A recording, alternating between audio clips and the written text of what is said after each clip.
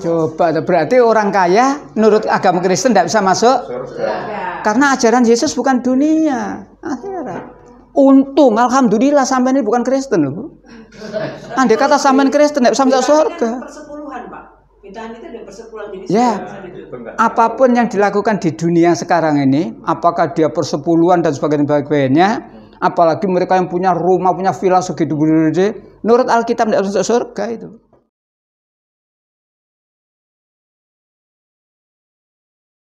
Monggo, monggo. Ini terkait dengan tadi, Pak ya. Iya.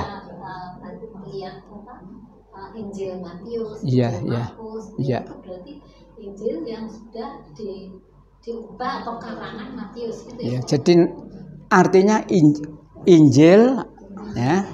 Jadi Injil Matius, Injil Markus, urutannya begini, Bu. Injil Lukas,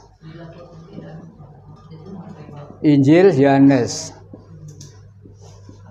Artinya Injil ini ditulis, ya, dikarang oleh Matius.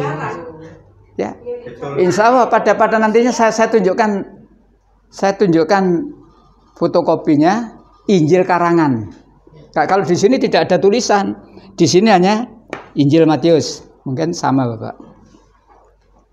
Udah kata-kata karangan kan berarti udah nggak. Nah, makanya Nggak usah dibaca lagi. saya menyampaikan seperti ini, saya punya bukti. Ya, pada saatnya saya kasihkan fotokopinya. Ya, jadi kalau di sini tidak ada karangan, Injil Matius.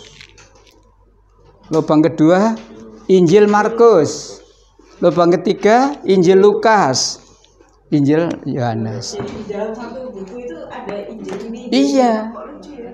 Artinya Injil ini ditulis atau dikarang oleh Matius. Ya, ya kan? Terkait dengan ini, Pak ya. Iya. Nah, ini nomor 7 itu ada Matius mengenai Iya. kisah ke Yesus hanya akhirat saja, itu kan ada Iya. Matius 6 Iya. 19:21. Betul, ya.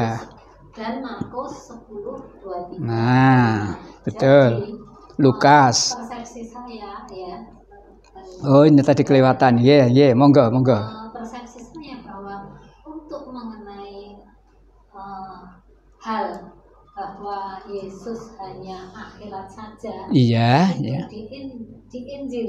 Iya. Karangan Matius itu surat 6 Pasal 6, bukan ya. 6, Iya. ayat 19 sampai 21. Iya. Tapi kalau di Injil Markus Iya. pasal 10 ayat 23 25. Iya. Artinya begini, Bu, ya. Artinya tolong balik ke lembaran ya. Tolong balik ke lembaran nomor 7. Balik ke lembaran fotokopi nomor 7 ya. Ajarannya hanya di sini Nabi Muhammad meliputi dunia dan akhirat. Nah, Nabi Isa atau Yesus hanya akhirat saja. Buktinya apa? Nah, tolong Bapak. Alkitabnya? Iya, Matius pasal 6. Ayat 19 sampai 21. Akhirat saja. Ya, supaya kita tahu, ya apa sih unine? Nih loh. Ya. Ayat 19 sampai 21. Ya, hal mengumpulkan harta. Janganlah kamu mengumpulkan harta di bumi. Di bumi ngengat dan karat merusakkannya, dan pencuri membongkar serta mencurinya. Terus? Tetapi kumpulkanlah bagimu harta di sorga. Di sorga ngengat dan karat tidak merusakkannya, dan pencuri tidak membongkar serta mencurinya. Nah, jadi ajaran Yesus itu akhirat. Jangan kamu kan harta di dunia. Di dunia itu karat dan ngengat merusaknya, pencuri mencurinya. Kumpulkan harta di akhirat. Ini menunjukkan bahwa ajaran Yesus itu hanya akhirat, gak ngereken dunia Islam. Dunia akhirat. Masih Matius, lanjut 19, pasal 19.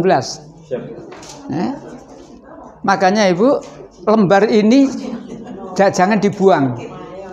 Lembar ini simpen, ya. Kalau ada orang baca enggak apa-apa. Ada orang ingin pinjam fotokopi kasih. Nah, bahkan kalau penjangan dipinjami kitabnya, enak. Ayo Pak, buka Pak. 19 sudah? Ayat 23 dan 24. Yesus berkata kepada murid-muridnya, Aku berkata kepadamu, Sesungguhnya sukar sekali bagi seorang kaya untuk masuk ke dalam kerajaan surga. Sekali lagi aku berkata kepadamu, lebih mudah seekor unta masuk melalui lubang jarum daripada seorang kaya masuk ke dalam kerajaan Allah. Coba, berarti orang kaya menurut agama Kristen tidak bisa masuk Surga. karena ajaran Yesus bukan dunia, akhirat. Untung, alhamdulillah sampai ini bukan Kristen loh, Bu. Andai kata sampai Kristen tidak bisa masuk surga. Persepuluhan, Pak. Bintaan itu ada persepuluhan jadi Ya. Apapun yang dilakukan di dunia sekarang ini, apakah dia persepuluhan dan sebagainya, apalagi mereka yang punya rumah, punya villa segitu gede, menurut Alkitab tidak masuk surga itu. Aku berkata kepadamu, nyata, sekali lagi, berarti kan berkali-kali, ya, nyata. Sukar sekali orang yang beruang bisa masuk kerajaan surga. Lebih mudah seekor unta masuk melalui lubang jarum daripada. Nah, artinya mustahil orang kaya bisa masuk. Itu loh maksudnya. Makanya saya katakan alhamdulillah penjenengan tidak Kristen. Umpama penjenengan Kristen soge neraka. Ini ayat loh ya. Makanya saya menyampaikan begitu itu dalilnya jelas kok. Toh di sini ada nama saya, orang yang berkepentingan, boleh, ayo dialog. Buku di bukumu buka. Ini menurut Injil Matius. Ya lah. Dan ini diulang lagi di Injil Markus sebelah kanannya. Pasal 10.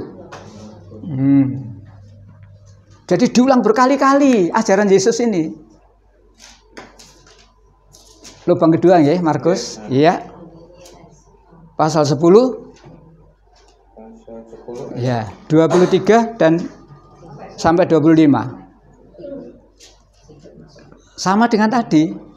Ya, jadi di sini diterangkan, di sini diterangkan, di sini diterangkan, gitu loh maksudnya. Iya. Lalu Yesus memandang murid-muridnya di sekelilingnya dan berkata kepada mereka, alangkah sukarnya orang yang beruang masuk ke dalam kerajaan Allah. Murid-muridnya tercengang mendengar perkataannya itu. Tetapi Yesus menyambung lagi, anak-anakku, alangkah sukarnya masuk ke dalam kerajaan Allah.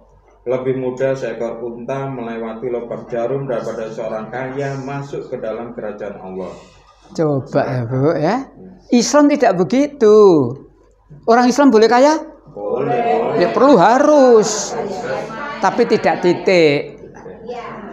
Ya, kekayaan harus diperoleh dengan cara yang halal dan digunakan dengan cara yang halal.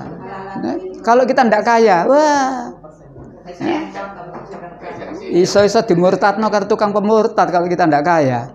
Kepengen korban, nggak kaya, gak ada duit. Ya, kepengen umroh, ngrasakno umroh tiga mangan gak cukup, harus kaya. Tapi kekayaan harus diperoleh dengan cara yang halal, digunakan dengan cara yang halal.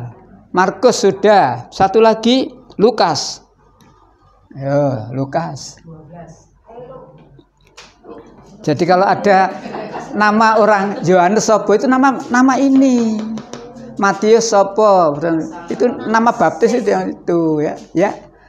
Lukas pasal 18. Artinya ajaran Yesus ini ditulis oleh Matius, oleh Markus sama, bunyinya kan sama dong ya? Sama. Ya, monggo. Itu ayat 8 pasal 18. Pasal ayat 24 dan 25. Lalu Yesus memandang dia dan berkata, alangkah sukarnya orang yang beruang masuk ke dalam kerajaan Allah. Sebab lebih mudah seekor unta masuk melalui lubang jarum daripada seorang kaya masuk ke dalam kerajaan Allah.